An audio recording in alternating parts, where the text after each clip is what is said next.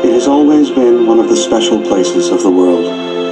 A tiny, wind-swept spit of land, flung far out onto the surging currents of the North Atlantic, 30 miles off the coast of Cape Cod.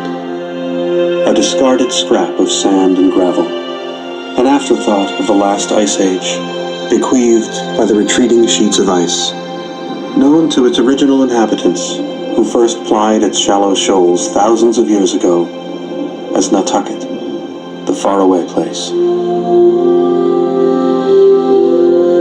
Perched precariously on the far edge of the New World, close to the Gulf Stream and the continental shelf and the track of migrating whales, it has always been a rich and dreaming place.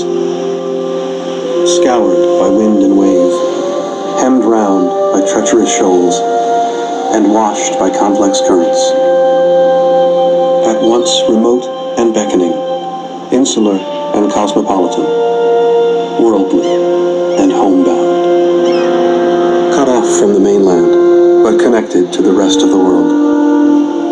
A place of comings and goings, arrivals and departures, of passages and transformations, of vast ambitions, bygone glories, and vanished dreams. Haunted by history and time, by memory and imagination, and by the sea.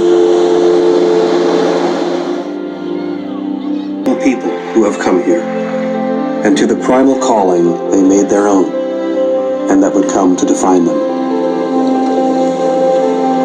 Few enterprises have so captured the imagination or so dominated the identity of an entire people.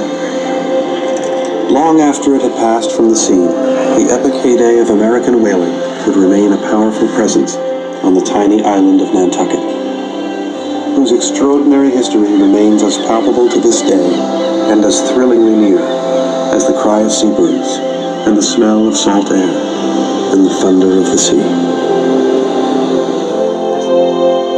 In the course of its long and eventful history, the 14-mile-long spit of land that Herman Melville called an elbow of sand, all beach without a background, and St. John de Crevecoeur, a barren sandbank fertilized by whale oil only, has been at one time or another the haunt of Wampanoag fishermen, a refuge for persecuted Baptists and Quakers, an unsuccessful sheep farm, the greatest whaling capital in the world, a center of enlightened thought, an island ghost town and sea-washed brigadoon that time forgot, a sleepy artist's colony, a thriving summer resort, and a bellwether for the conservation and environmental movements. An island of new beginnings, what the poet and essayist Ralph Waldo Emerson called the nation of Nantucket, set proudly apart from the restlessly striving republic it has epitomized and so often